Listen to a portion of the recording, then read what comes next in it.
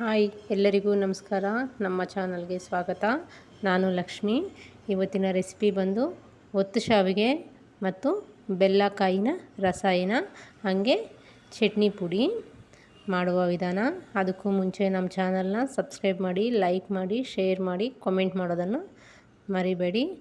ಈ ಹಳ್ಳಿ ಸ್ಟೈಲಲ್ಲಿ ಮಾಡ್ತಾಯಿರೋದು ತುಂಬಾ ಟೇಸ್ಟಿಯಾಗಿರುತ್ತೆ. ನೀವು ಕೂಡ ಒಂದು ಸಲ ತಪ್ಪದೆ ಟ್ರೈ ಮಾಡಿ. ಬನ್ನಿ ಮಾಡುವ ವಿಧಾನ.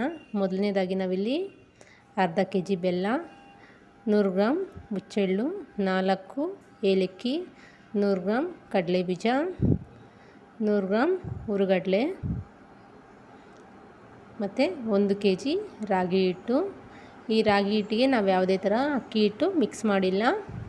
ಹೊಸ ರಾಗಿಯಲ್ಲಿ ಮಾಡ್ತಾಯಿರುವಂಥ ರಾಗಿ ಒತ್ತು ಶಾವಿಗೆ. ನೀವು ಬೇಕಿದ್ದರೆ ಅಕ್ಕಿ ಹಿಟ್ಟಲ್ಲೂ ಮಾಡ್ಕೋಬಹುದು. ಅದೇ ಥರ ರಾಗಿ ಹಿಟ್ಟು ಅಕ್ಕಿ ಹಿಟ್ಟು ಕೂಡ ಮಿಕ್ಸ್ ಮಾಡಿ ಮಾಡ್ಕೋಬಹುದು. ನೋಡಿ, ನಾವಿಲ್ಲಿ ಮೊದಲಿಗೆ ಒಂದು ಕಡಾಯಿಯನ್ನು ತಗೊಳ್ಳೋಣ. ಕಡಾಯ ಬಿಸಿ ಆದ ನಂತರ ನಾವು ಅದಕ್ಕೆ ಹುಚ್ಚೆಳ್ಳನ್ನು ಸೇರಿಸ್ಕೊಳ್ಳೋಣ. ಹುಚ್ಚೆಳ್ಳು ಚೆನ್ನಾಗಿ ಫ್ರೈ ಆಗಿಬಿಡೋಣ. ಇದನ್ನು ಜಾಸ್ತಿ ಜನಕ್ಕೆ ಈ ಹುಚ್ಚೆಳ್ಳು ಗೊತ್ತಿಲ್ಲ. ಇದನ್ನು ಗುರೆಹೆಳ್ಳು ಅಂತ ಕೂಡ ಅಂತಾರೆ. ಇದು ಕಪ್ಪಗಿರೋದ್ರಿಂದ ಫ್ರೈ ಆಗಿರೋದು ಗೊತ್ತಾಗಲ್ಲ. ಹಾಗಾಗಿ ಚಟಪಟ ಅಂತ ಸೌಂಡ್ ಬರುತ್ತೆ. ಒಂದು 10 ನಿಮಿಷ ಡ್ರೈ ರೋಸ್ಟಲ್ಲಿ ಫ್ರೈ ಮಾಡ್ಕೊಳ್ಳಿ. ಚೆನ್ನಾಗಿ ಫ್ರೈ ಮಾಡಿಲ್ಲ ಅಂದರೆ ಹಸಿ ಸ್ಮೆಲ್ ಬರುತ್ತೆ ಪೌಡರು. ಮತ್ತು ಅದು ಫ್ರೈ ಆದ ನಂತರ ಅದೇ ಕಡಾಯಿಗೆ ಕಡಲೆ ಬೀಜವನ್ನು ಕೂಡ ಸೇರಿಸ್ಕೊಳ್ಳೋಣ. ಈ ಕಡಲೆ ಬೀಜ ಗೋಲ್ಡನ್ ಕಲರ್ ಬರೋ ತನಕ ಫ್ರೈ ಮಾಡ್ಕೊಳ್ಳೋಣ. ಮಾಮೂಲಿ ನಾವು ಚಟ್ನಿಗೆ ಫ್ರೈ ಮಾಡ್ಕೊಂಡಂಗೆ. ನೋಡಿದ್ರಲ್ಲ, ಇಷ್ಟ ಆದರೆ ಸಾಕು. ಇವಾಗ ಇದನ್ನು ಕೂಡ ಸೈಡಿಗೆ ತೆಗೆದುಕೊಳ್ಳೋಣ. ಮತ್ತು ಅದೇ ಕಡಾಯಿಗೆ ನಾವು ಹುರುಗಡ್ಲೆಯನ್ನು ಕೂಡ ಸೇರಿಸ್ಕೊಂಡು ಡ್ರೈ ರೋಸ್ಟಲ್ಲಿ ಫ್ರೈ ಮಾಡ್ಕೊಳ್ಳೋಣ. ಒಂದು 3 ನಿಮಿಷ ಆದರೆ ಸಾಕು. ನೋಡಿ, ರೆಡಿಯಾಗಿದೆ. ಇವಾಗ ಮೊದಲಿಗೆ ನಾವು ಮಿಕ್ಸಿ ಜಾರಿಗೆ 1 ಕಪ್ಪಷ್ಟು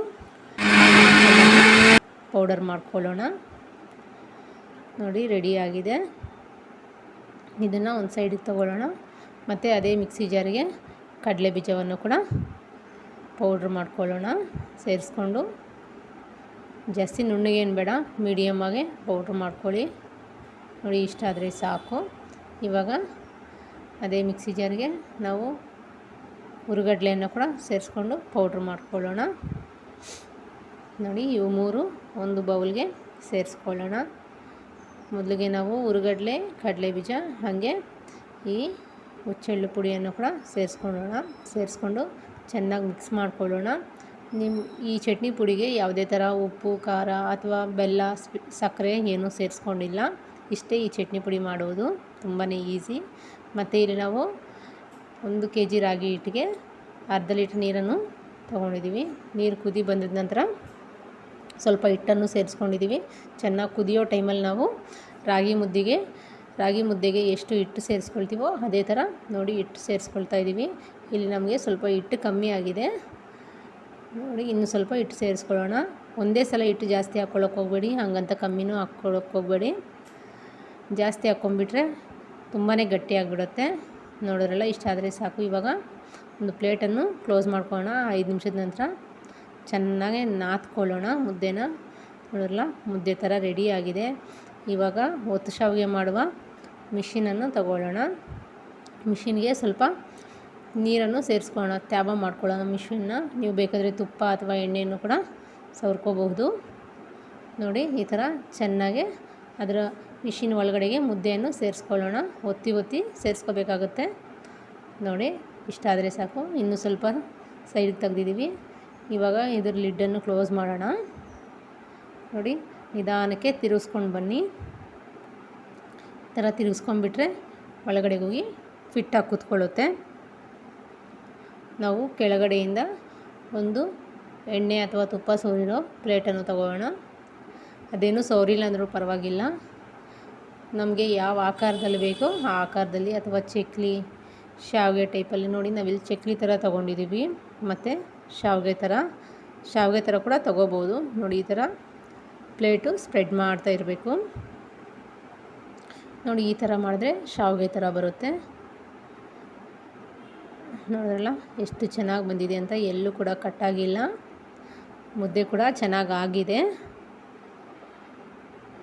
ನೋಡಿ ಒತ್ತು ಶಾವಿಗೆ ರೆಡಿಯಾಗಿದೆ. ಇವಾಗ ಅದಕ್ಕೆ ಬೆಲ್ಲದ ರಸಾಯನ ಅಥವಾ ಕಾಯಿ ಹಾಲು ರೆಡಿ ಮಾಡ್ಕೊಳ್ಳೋಣ. ಇವಾಗ ನಾವು ಇದಕ್ಕೆ ನೀರು ಅರ್ಧ kg ಬೆಲ್ಲಗೆ 3/4 ಲೀಟ್ರ್ ನೀರು ತೊಗೊಂಡಿದ್ದೀವಿ.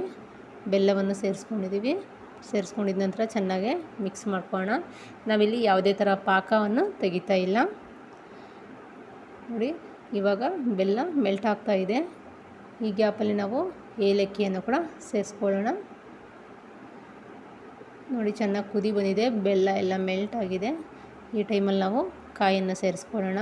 ನಿಮಗೆ ಕಾಯಿ ತುರಿದ್ಬಿಟ್ಟು ಸೇರಿಸ್ಕೊತೀವಿ ಅಂದರೆ ಆ ಥರನೂ ಸೇರಿಸ್ಕೋಬೋದು, ಆದರೆ ನಾವಿಲ್ಲಿ ತುರಿದೇ ಸೇರಿಸ್ಕೊಂಡಿದ್ದೀವಿ. ನೋಡಿ ಒತ್ತು ಶಾವಿಗೆ ಮತ್ತು ಕಾಯಿ ಹಾಲು,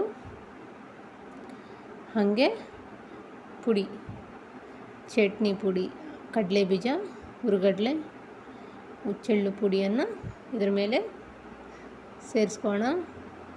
ವಾವ್, ತಿಂತಾಯಿದ್ರೆ ಎಷ್ಟು ಸಖತ್ತಾಗಿರುತ್ತೋ, ತುಂಬಾ ಚೆನ್ನಾಗಿರುತ್ತೆ. ಹಳ್ಳಿ ಸ್ಟೈಲ್ ಒತ್ತು ಶಾವಿಗೆ ರಸಾಯನ. Thank you.